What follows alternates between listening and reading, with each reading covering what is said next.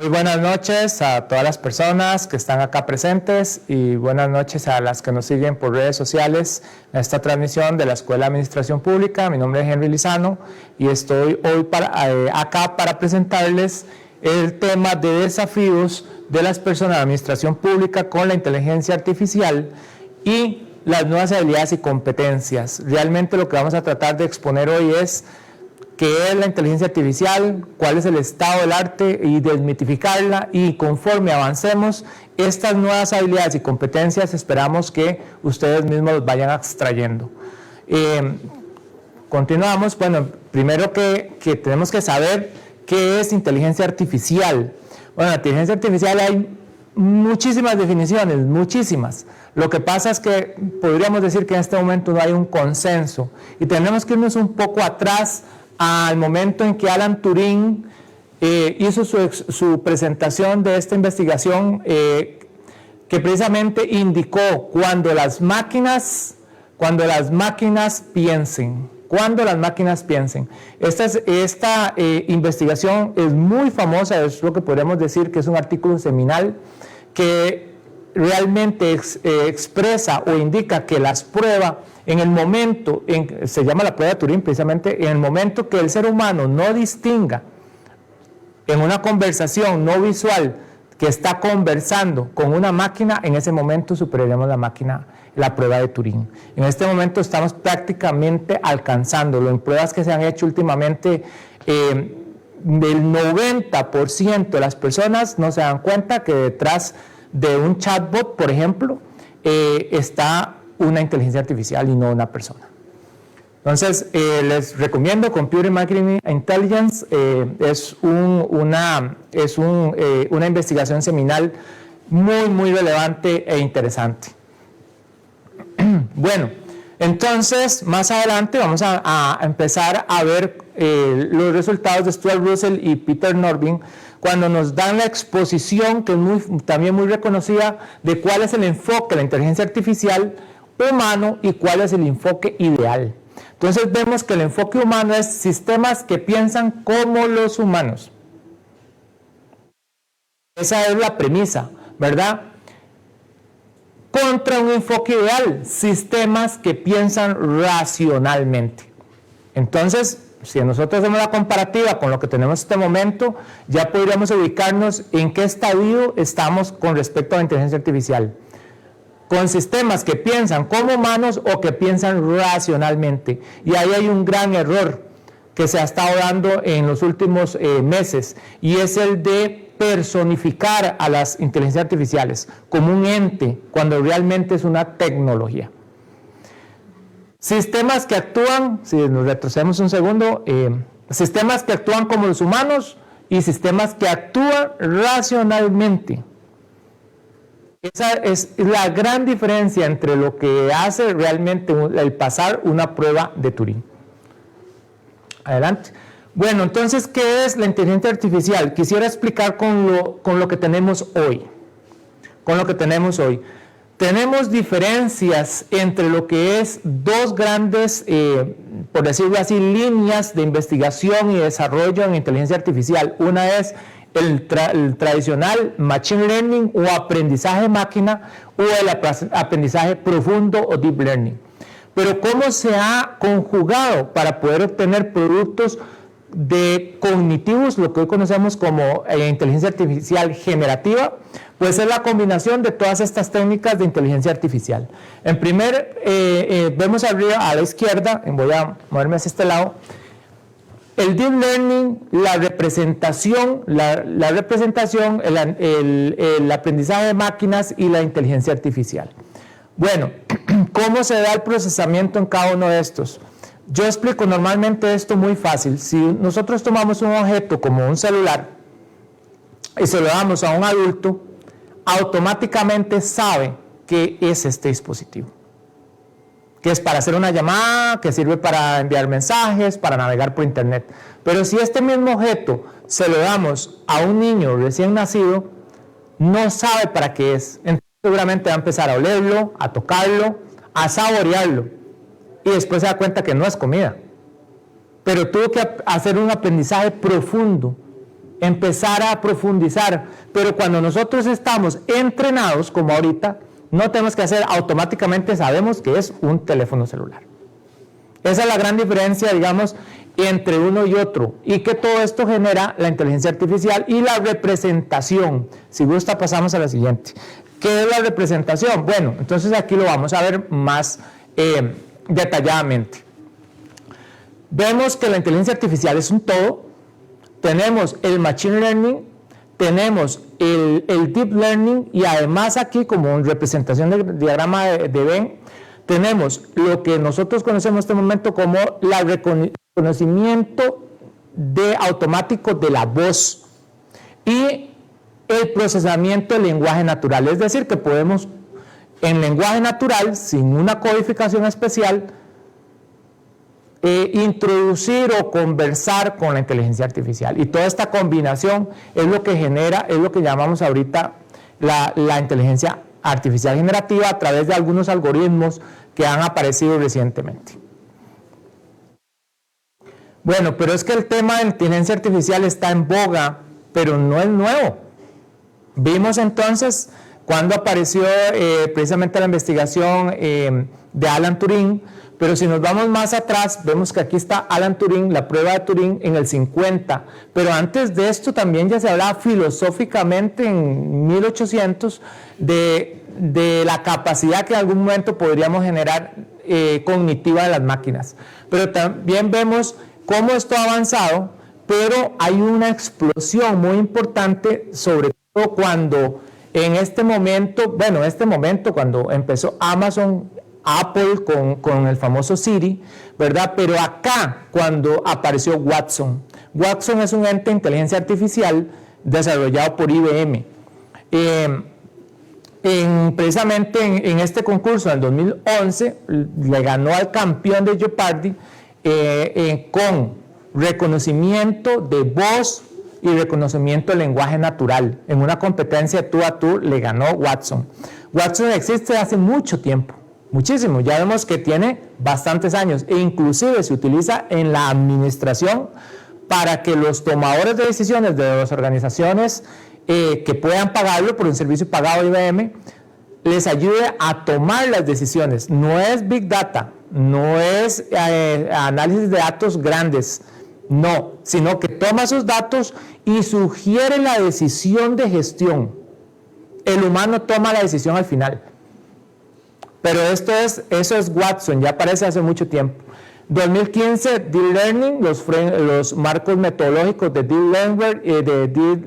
Learning, AlphaGo también en el 2016, pero acá en el 2020 es cuando GPT-3 aparece, ¿verdad? Y fue en noviembre del año pasado que pues ya hizo el boom en su versión 3.5, ¿verdad? Pero vean que GPT-3, que son las siglas de transformación generativa, en resumen, ¿verdad? Preentrenado, ya tiene tiempo de existir. Y apareció, si continuamos, apareció precisamente porque una investigación de Google, que se llama Transformer, pues se llama transformación preentrenada generativa, Transformer se hizo pública y nos ayudó a identificar y a vencer algunas limitaciones que teníamos en inteligencia artificial. Bueno, ¿qué dicen entonces algunas organizaciones internacionales sobre la inteligencia artificial como Gartner? Bueno, primero que todo, Gartner dice que la inteligencia artificial generativa, la ven acá, está en un momento de revolución generativa, revolucionaria, pero que también está a la par de una serie de tecnologías disruptivas que no podemos dejar fuera, que tienen que ver con la masificación del Internet de las cosas, que tiene que ver con la realidad aumentada, inmersiva, virtual, que tiene que ver con tecnología 5G, que tiene que ver con blockchains, etcétera, etcétera. Y esto que está acá es el famoso High Cycle tecnológico de Gartner en esta versión 2022, no ha salido la 2023, donde indica que las tecnologías tienen un crecimiento exponencial por moda, por decirlo así, por moda, y después caen por debajo de lo inicial, suben y después se mantienen y es cuando empiezan a realmente entregar valor. Entonces vemos que precisamente el tema de Machine Learning está empezando.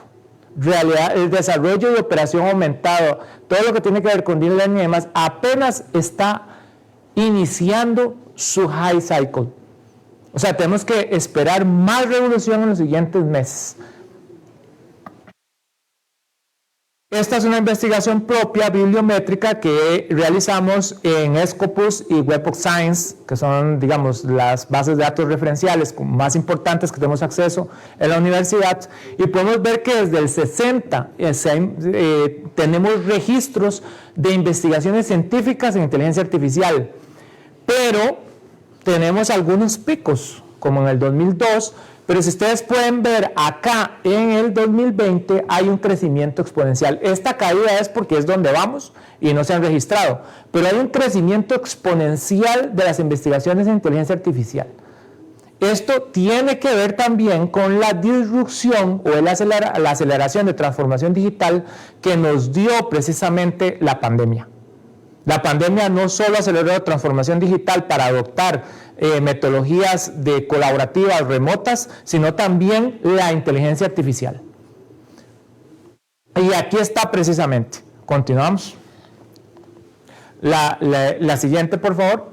Vemos que también en este análisis tenemos la aparición en el 2017 de esta investigación de los ingenieros de Google de una sección específica de inteligencia artificial que se llama Attention is you need. Atención es todo lo que necesitas. Y este modelo de Transformer, así se llama, fue precisamente el que aceleró la inteligencia artificial generativa. Este modelo es el que precisamente logra masificar y cuantificar y además con algo que se llama una metodología de premiación, identificar estadísticamente por probabilidades, predecir, por decirlo así, una respuesta a una pregunta. Esto fue el boom. Si hablamos de disrupción, hoy por hoy Google, en las últimas investigaciones y publicaciones que ha hecho, no sabe si se lamenta de haber expuesto esto públicamente, porque todo este desarrollo lo hace libre. Sin embargo, en esa misma investigación indican que el problema no está en cerrar sus investigaciones solo para ellos, porque realmente lo aprovecharon otros, como OpenAI y Microsoft, sino, ¿por qué no más bien cerrarlo? Pues parece que los grandes modelos de entrenamiento de inteligencia generativa puede ser que a muy corto plazo queden rezagados, o sea, quede rezagado ChatGPT, porque son tan grandes que cuesta mucho mantener, y ChatGPT tiene un modelo apenas del 2021. En la nueva versión de inteligencia artificial generativa de Google, que se llama BART, precisamente ya es en tiempo real, pero entrenar estos modelos es muy difícil, se necesita supercomputadoras. Entonces, ¿qué se está haciendo? También colaborativo, que entrenen pequeños modelos se usa el término de software libre, que la sumatoria sume más cognitiva a las inteligencias artificiales. Es decir, al final del tiempo las carreras puede ser que no la ganen ni Google, ni los grandes de la industria, ni Amazon, ni Microsoft. Lo que sí estamos seguros, y estoy de acuerdo con una presentación que se hizo en la Escuela de Economía, es que quien va a ganar y donde hay que invertir es en los GPUs, en los que desarrollan hardware, porque no importa quién gane la carrera de inteligencia artificial, todos van a necesitar procesadores.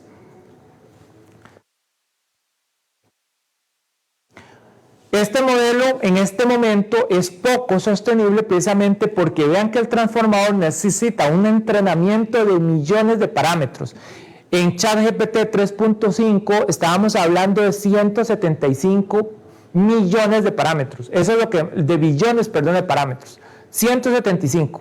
Y todas las capacidades que tiene actualmente es gracias a esa gran cantidad de parámetros. ChatGPT 4 tiene 1 millón de billones de parámetros, para que se den una idea. Entonces, lo que hace es un supercomputador, entrenar en el transformador y luego dar una respuesta. Pero antes de ChatGPT 3 estaba InstructChatGPT. Y ahorita les voy a hablar cuál es la diferencia entre estos dos modelos. esto es lo que para precisamente OpenAI indica que es ChatGPT 3. Quiero hacer énfasis en el algoritmo RLHF, que quiere decir, ¿verdad?, la retroalimentación humana y el reforzamiento del aprendizaje humano. Eso es un éxito que ha tenido ChatGPT, porque esta técnica precisamente lo que hace es colaborar con personas para entrenar a ChatGPT. ¿Para qué lograr? Un PPO, un Proximal Policy Optimization, una política de optimización de proximidad.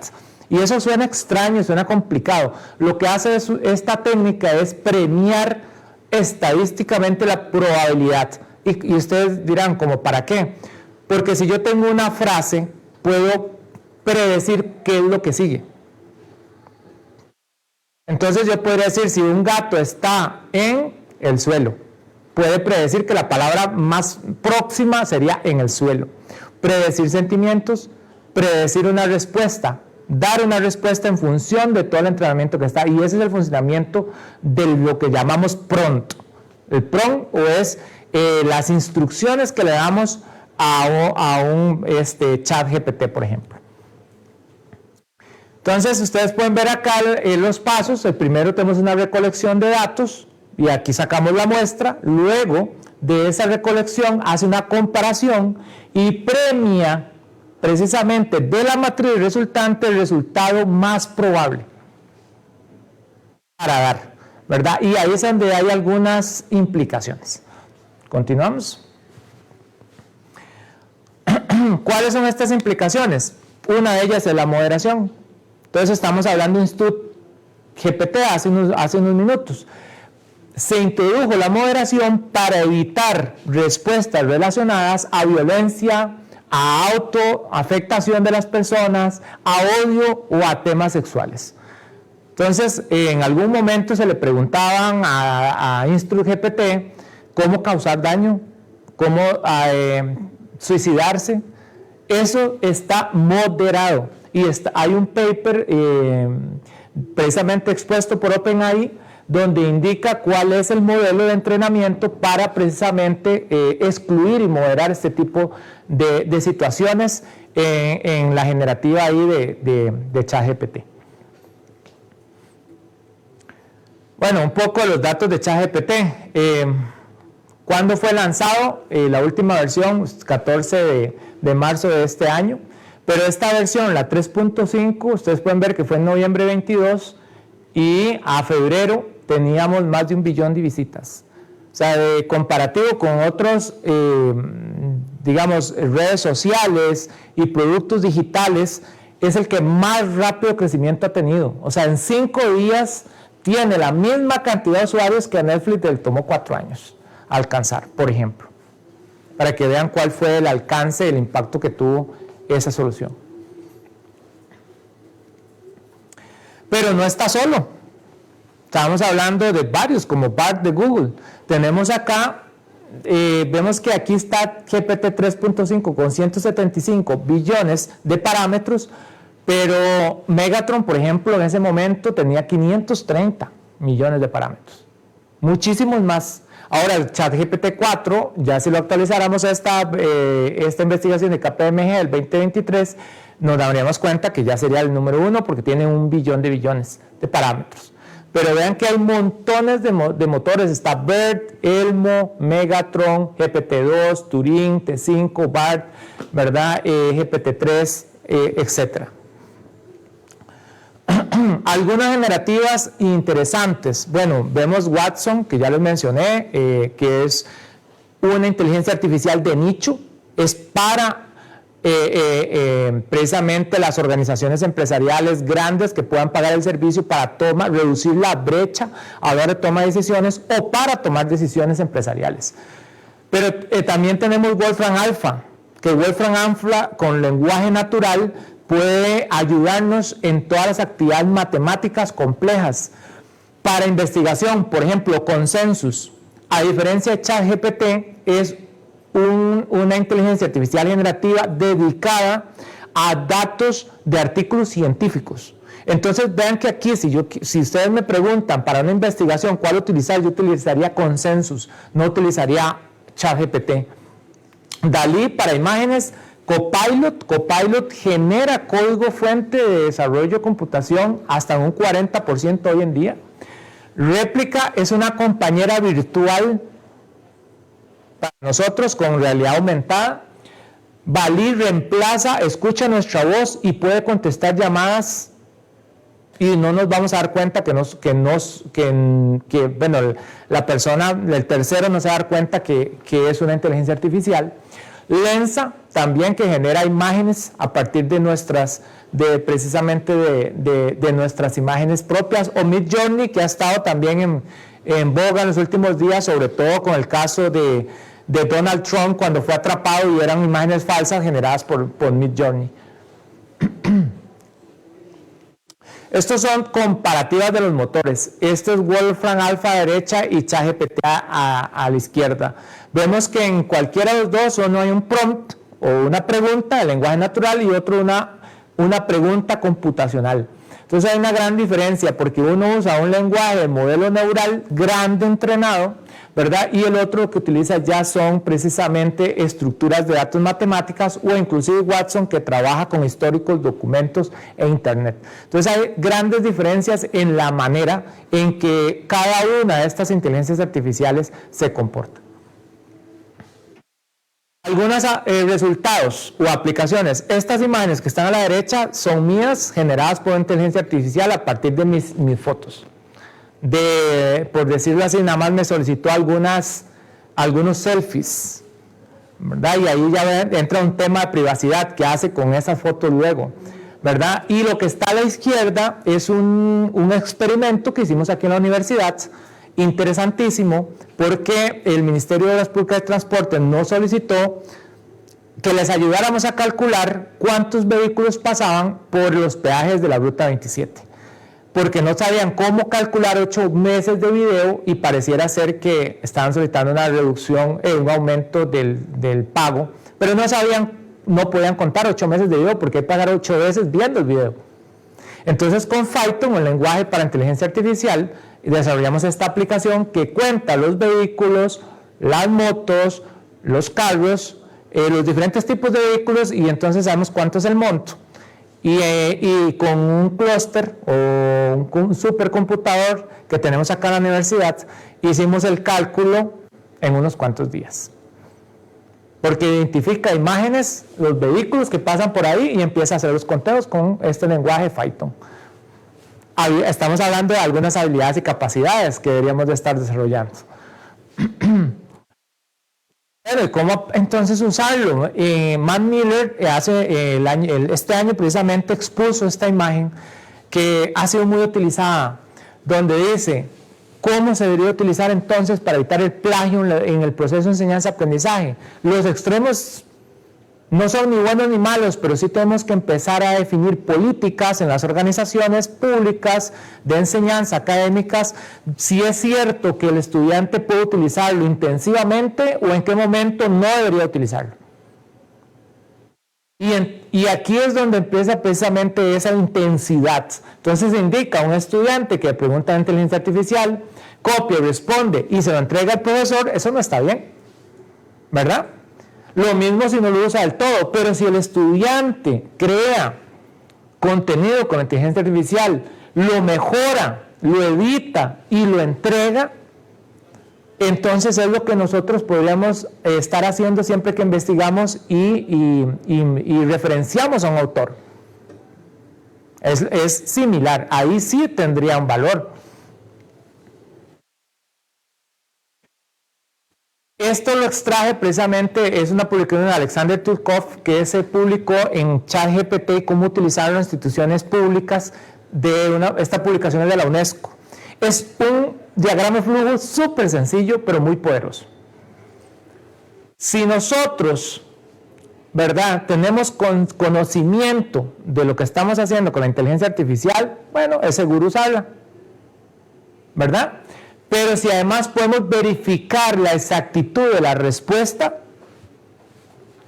entonces estamos dispuestos a aceptar las implicaciones legales de conocimiento o que genere eso, ¿verdad?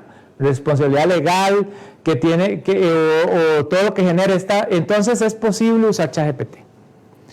Pero en cualquiera de los otros casos, no. Es decir, no soy un experto, lo que estamos hablando no lo sé. No estoy seguro de la exactitud de lo que está generando, no lo use. Y les doy un ejemplo básico. Estamos haciendo una investigación utilizando una metodología nueva llamada FSQCA, que lo que hace es precisamente identificar la probabilidad de ocurrencia de un fenómeno. Es nueva. Entonces, tenía algunas dudas para determinar cuál era el umbral exacto de un valor de la investigación. Y le pregunté a ChatGPT. Y me dijo, sí, claro, tienes que usar este procedimiento. Le digo, ChatGPT, eso no existe en FSQCA. Ah, disculpas, es este otro método. ChatGPT, eso no existe. Tampoco existe. Ah, me equivoqué, perdón, es este. Después de 5 veces, entonces el algoritmo precisamente me dijo, estoy seguro que este es, pero yo sí estaba seguro que no era.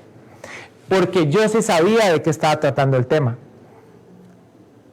¿Verdad? Y ahí es la importancia de saber cuando interactúo. Si yo le han preguntado, por ejemplo, ChatGPT, ¿qué piensas del resultado de la llegada a Colón a América en el 2015? Y te da la respuesta. Pero en el 2015 nunca llegó Cristóbal Colón. Entonces puede divagar, y es la primera observación que nos hace OpenAI. Puede divagar. Después, si le preguntamos cómo quedó el resultado del partido, Saprissa Heredia, del fin de semana, no lo va a poder responder porque solo conoce información entrenada del 2021 hacia atrás. Entonces son limitaciones importantes que tenemos que conocer para poder sacar provecho de una inteligencia artificial como esta. Bueno, y viene el otro tema, el plagio. Este año, iniciando el año, mi primer mensaje de bienvenida al personal fue: mensaje lindísimo, bienvenidos a este nuevo año, espero que lo disfruten. Yo se lo pregunté a ChatGPT. Nunca había tenido tantas reacciones en el chat de agradecimiento. Nunca. Después tuve que reconocerlo, ¿verdad? Lo mismo pasó este año, el 14 de febrero. La Escuela de Economía identificó que hay mucha gente feliz, muchas parejas felices con esos poemas lindísimos este 14 de febrero. ¿Qué pasó? Y hay una investigación precisamente que identifica que mucho se le preguntó a ChatGPT. Plagio, entonces, de las investigaciones, de los trabajos, de la originalidad. Turnitin, que es un servicio de identificación de plagios, está trabajando en el desarrollo de la identificación de qué texto lo generó un ente de inteligencia artificial. Y lo mismo otras aplicaciones como ZeroGPT. En nuestras pruebas, y como en este caso podemos allá que identificó que posiblemente se desarrolló con ChatGPT y en qué porcentaje, pero en una mayoría de casos que hemos probado, apenas se identifica un 2%. O sea, estamos muy lejanos de identificar si algo lo generó o no un ente de inteligencia artificial. También las revistas en el tema de investigación se han preocupado por esto y han cambiado. Esto es tomado de las diferentes revistas Taylor, Springer, Nature Science, etcétera, donde han cambiado, ¿verdad?, su política de publicación. ¿Y esto por qué? Porque el año pasado un autor publicó un artículo científico y el coautor era ChatGPT.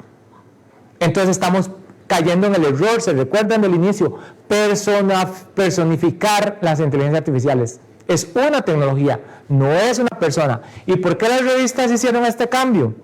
Porque cada investigación tiene una responsabilidad ética sobre lo que se va a publicar. Y si hay que señalar a alguien por esa publicación errónea, no puedes señalar a un ente de inteligencia artificial. Tienes que señalar a una persona y hay responsabilidades sobre lo que se publica. ¿Cómo citarlo? También la APA tuvo que hacer modificaciones y tanto han cambiado que si ustedes ven, esto que está acá fue a inicio de año y esto que está acá fue hace como más o menos 22 días.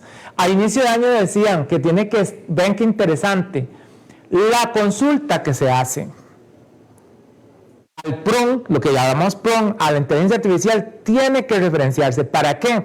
Para que el docente o el evaluador o el jefe pueda reproducirlo y ver cuál fue la respuesta. Lo que pasa es que los modelos cambian y se hacen rápidamente. Entonces ahora solicitan que se referencie cuál fue el modelo de lenguaje, la versión y la respuesta.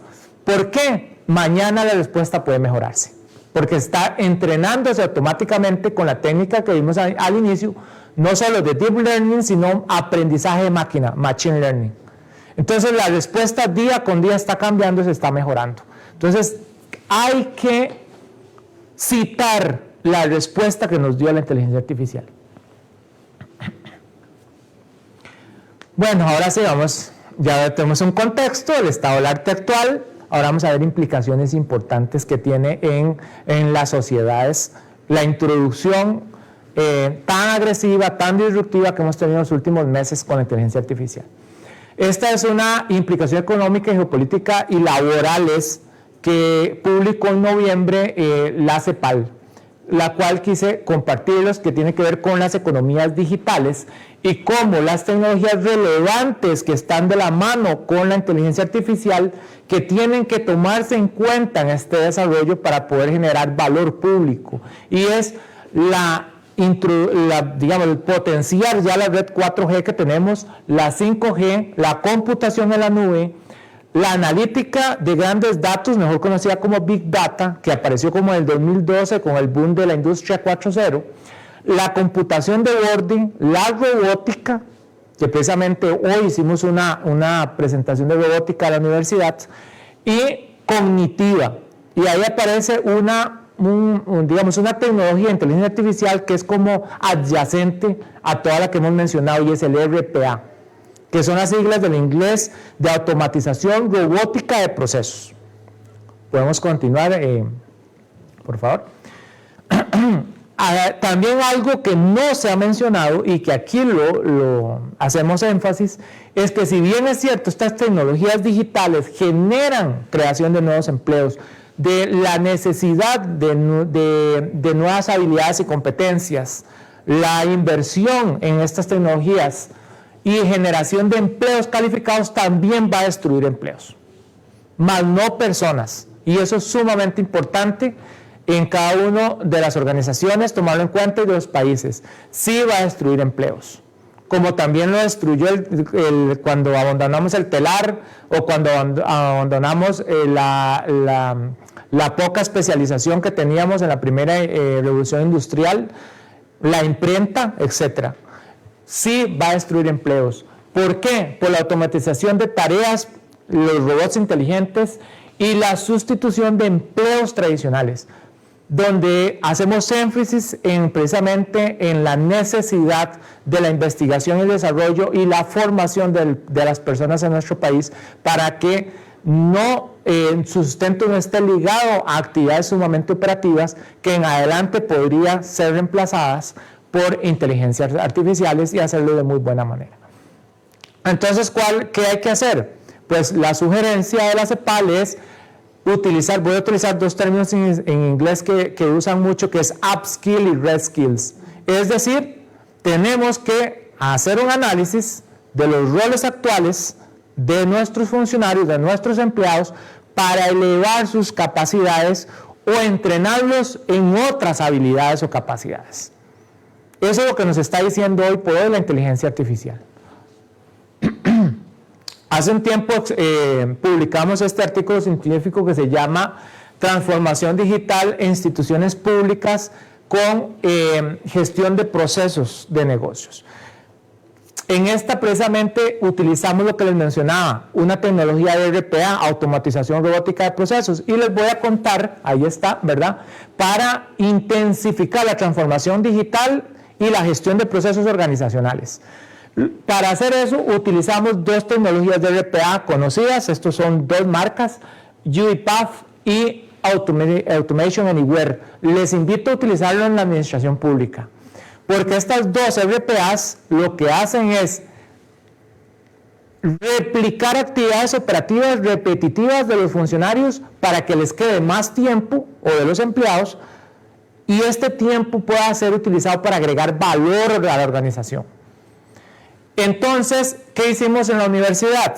Hay un informe que se entrega a Contabilidad Nacional mes con mes, que está relacionado con las normas internacionales de contabilidad para el sector público, las NIC-SP.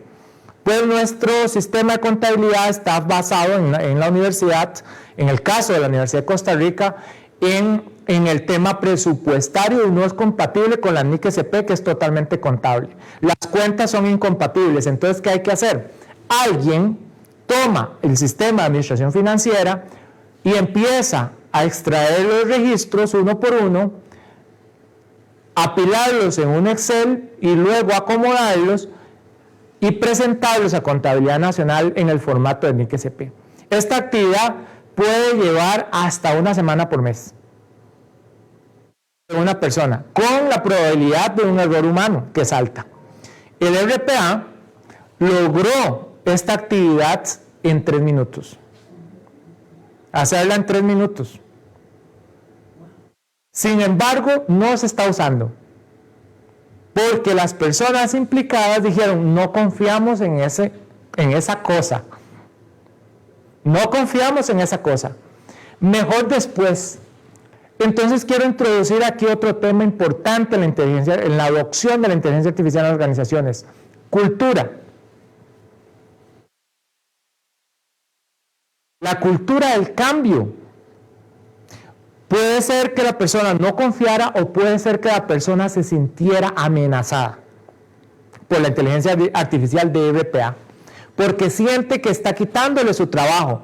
Tiene de 4 semanas al mes, hay una que ya no tenía que hacer nada. Simplemente tomar el informe y enviarlo a Contabilidad Nacional. Y ahí es donde nuestras organizaciones tenemos que repensar en eso que mencionábamos de los upskills, los reskills de las personas para agregar valor con el tiempo que va a quedar. No es reemplazar a las personas, es reformarlas en función de la gestión del cambio. Esto que vemos acá también es un mapa de las políticas públicas de inteligencia artificial desarrolladas en el mundo. Lamentablemente, ¿verdad? Vemos que el color azul es la estrategia de inteligencia artificial publicada y el otro color naranja proyectada, o sea que ya por lo menos está en camino. Y lo que está en gris es que no ha iniciado, es incipiente en ese modelo de madurez. Lamentablemente vemos que toda nuestra región centroamericana está en gris. Creo que es el momento de hacer el llamado, de que iniciemos así como una estrategia nacional de comunicación, una estrategia nacional de precisamente de ciberseguridad, con una estrategia nacional de pública de inteligencia artificial, para precisamente adoptar de una manera, como estábamos mencionando en un momento, gobernar la inteligencia artificial en nuestro país. ¿En qué puesto estamos? Oxford tiene un índice de inteligencia artificial. Estamos en el puesto 78 y realmente a mí me sorprendió. No estamos tan mal en el uso de inteligencia artificial. Tenemos industria tecnológica en el país que genera inteligencia artificial, pero la exporta. No se usa en el país, no necesariamente está en el mercado. Nosotros lo que hacemos es abastecer una necesidad de mercado internacional, pero no la estamos aplicando necesariamente en el país. Una de las grandes ventajas que tenemos en Costa Rica precisamente es el desarrollo tecnológico, que nos buscan como país de servicio precisamente por eso. Hace más o menos un mes tuve una reunión con Bayer, que quiere establecer en el país un hub tecnológico, de sus pocos hubs tecnológicos que tiene en el mundo. Pero el requisito que nos solicitan, escuchen ustedes, es al menos 200 doctores por año en STEM, en gestión, con habilidades y capacidades en inteligencia artificial. Nos hicieron énfasis en eso, en gestión, para precisamente establecer un hub que en este momento está luchando México por él, Colombia, Ecuador, los invitan y a nosotros nos vienen a buscar. Entonces podemos verlo como una amenaza o como una grandísima oportunidad. ¿Quiénes están desarrollando por territorio? Puedes ver que Estados Unidos encabeza, pero esto es en investigación y desarrollo. El anterior era un índice de aplicación. Este es una investigación propia de publicaciones científicas. Y en segundo lugar, China, luego Reino Unido, India, Alemania, y empezamos a bajar hasta Francia. Son digamos que el top 10 de quiénes son los que están investigando más, por supuesto, que les interesa esta investigación. Aquí es en inteligencia artificial, obviamente si llamamos a robótica, pues va a aparecer Japón seguramente. Este es extraído del análisis de estado de situación de la inteligencia artificial de IBM, que también se utiliza muchísimo. Vean, el 19% no tiene empleados con habilidad, esto es mundial, ¿verdad? No tiene empleados con habilidades adecuadas para usar las nuevas herramientas de inteligencia artificial, 19%, que es bajo me parece, ¿verdad? Pero es un promedio, no tenemos el dato regional. 22% está llenando las plazas vacantes con nuevas herramientas y software de automatización, es decir, no con personas, ¿verdad? Y el 30% están ahorrando tiempo a los empleados, y esto sí que es importante, 30% de ahorro de tiempo de los empleados con nuevas herramientas y software de inteligencia artificial de automatización. 30% de ahorro.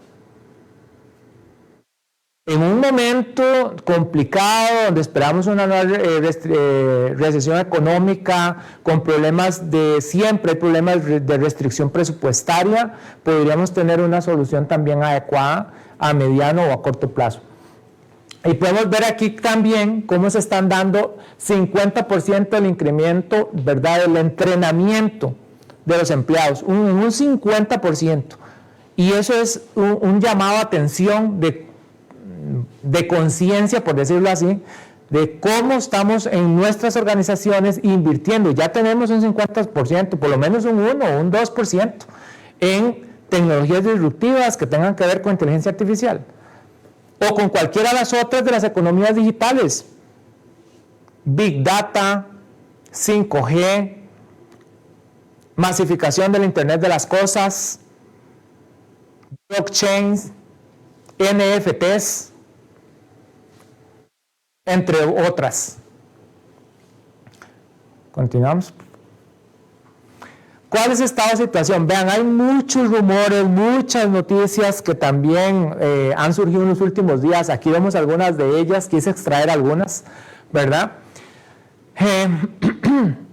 Cosas tan terribles como estas de Eliezer Yudkowsky, que también es una persona muy reconocida en inteligencia artificial, dice que la IA nos matará a todos, ¿verdad?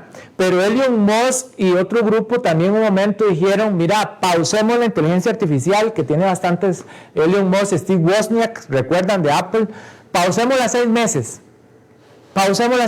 porque esto va muy acelerado, para dejar un colchón y adecuarnos a los cambios.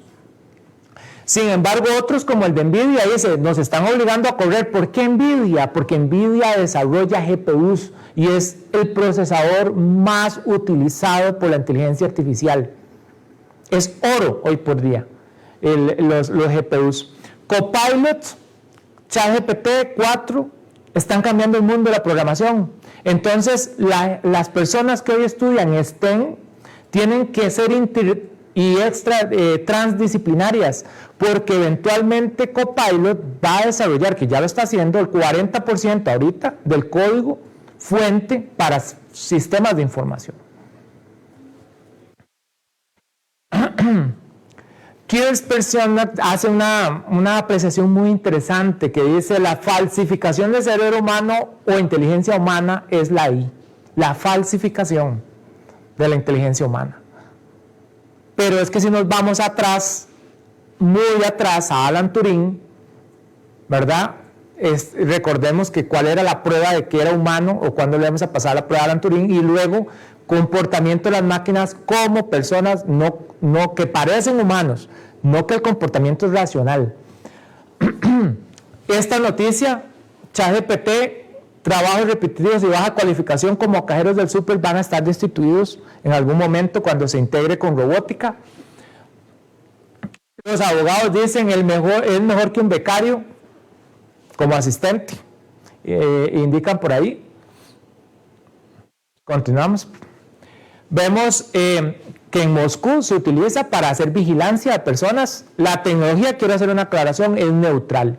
El uso que se le dé, bueno o malo, es el que le damos a las personas. Puede ser que se esté utilizando realmente para espionaje, con lo que se llama normalmente inteligencia artificial de domótica o inteligencia artificial de analítica de video para reconocer personas cuando pasan comportamientos de las personas en las escenas. Otros indican la revolución de la inteligencia artificial está fuera de control, 7 razones para frenar los modelos y ahí los exponen. 300 millones de trabajos a nivel mundial es un análisis que se ha hecho probable que estén en riesgo. Pero también pagan hasta 300.000 euros para entrenar ChatGPT. Esto es un nuevo rol. Y es que ese rol siempre estuvo. La respuesta correcta está cuando hacemos una pregunta correcta. Y una inteligencia artificial generativa, como cualquiera de las que hemos mencionado hoy, va a ser más o menos útil si sabemos hacer la pregunta.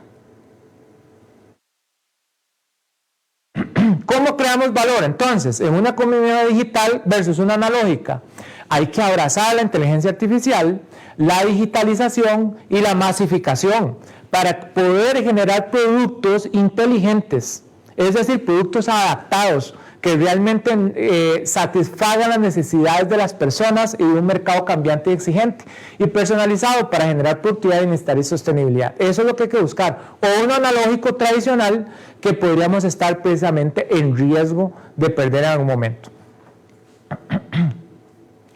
Aspectos relevantes. Vean, esto es una exposición también de la CEPAL donde dicen cuáles son el enfoque sistemático de políticas digitales que se deberían abordar para un desarrollo productivo desde un punto de infraestructura digital. Hablemos de Costa Rica. Si aplicamos esto a nuestro país, tenemos que hacer una gran inversión en la infraestructura digital. Las tecnologías como 5G, las tecnologías como de realidad aumentada, virtual, sostenidas y potenciadas por inteligencia artificial, requieren de una infraestructura digital adecuada. Porque si no, lo que vamos a generar es brecha digital. Y eso sí que también es peligroso.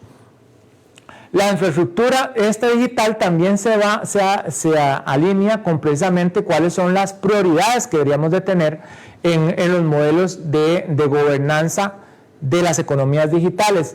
Y es precisamente el tema de aceleración, quiero hacer énfasis de la aceleración de la innovación, y algo muy interesante que mencionas que son los gemelos digitales. Es la replicación de lo físico en lo digital, de tal forma que podamos reemplazar o generar o probar las cosas digitalmente antes de llevarlas a producción. Eso es el tema de los gemelos digitales que están también muy en boga en estos momentos. Bien, esta es una investigación propia que desarrollamos con don Pedro Palos de la Universidad de Sevilla, donde hacemos algunas pruebas de concepto de cuáles son precisamente, esta es una investigación que le hicimos más o menos en unos 10 países, que por dicha tenemos observaciones de esos 10 países, pero también estos son datos Costa Rica, utilizamos unas ecuaciones estructurales para probar el modelo, para determinar cómo la orientación a la gestión de procesos y a la optimización de una organización está dada por 3 teorías que probamos.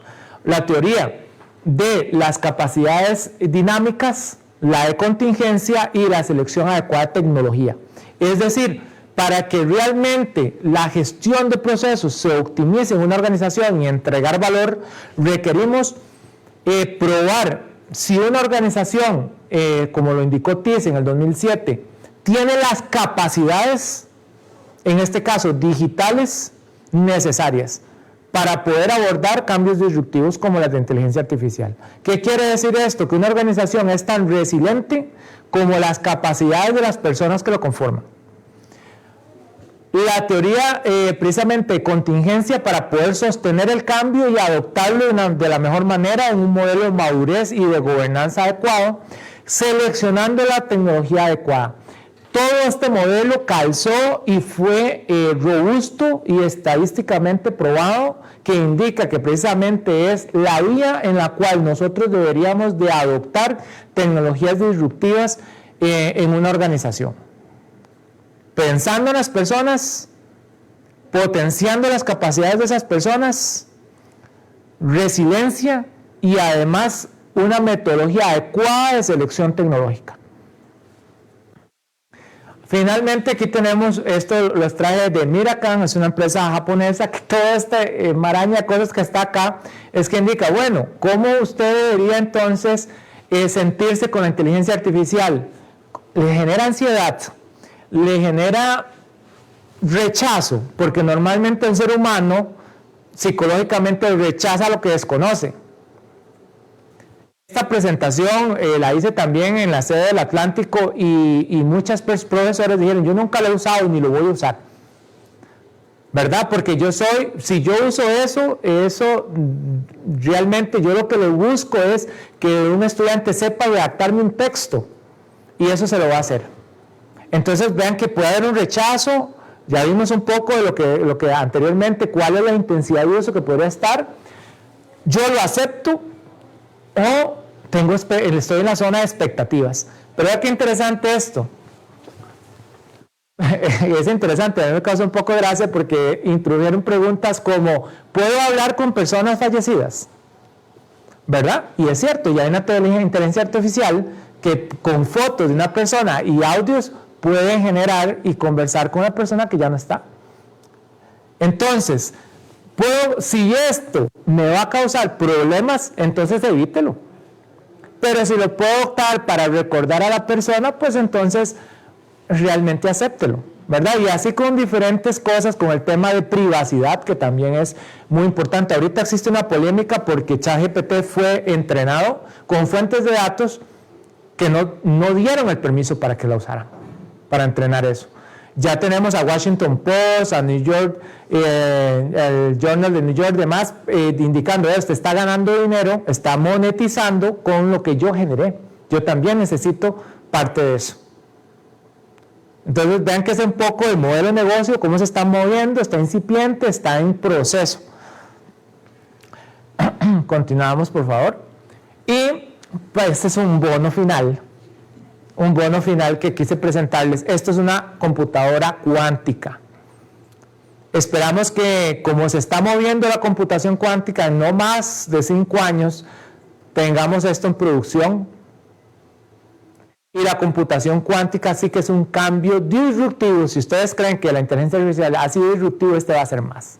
Y simplemente cambia algo de lo que nosotros llamamos binarios, unos a ceros, a un nuevo valor que no es ni un 1 ni un 0. Y eso genera una computadora cuántica como esta que vemos en pantalla, donde ya en China se resolvió los problemas que se tenía para tomar decisiones cuánticas, y entonces esto nos va a generar problemas cuánticos o oportunidades cuánticas. Por ejemplo, lo que hoy conocemos como seguro, con las claves de contraseñas de 20, 30 caracteres, con múltiple factor de autenticación, con llaves criptográficas, no van a ser problema para la computadora cuántica para descifrarlo en segundos, ¿verdad? También va a resolver problemas cuánticos, como el genoma humano, problemas que no hemos resuelto hasta ahora. Nos pueden ayudar a resolverlos. Precisamente es el objetivo, resolver problemas, por ejemplo, ¿cuántos años va a vivir el humano? Eso es lo que queremos ayudar a la sociedad. Recuerden, la tecnología es neutral. Quien la hace buena o mala somos nosotros. Muchas gracias, hasta aquí la presentación.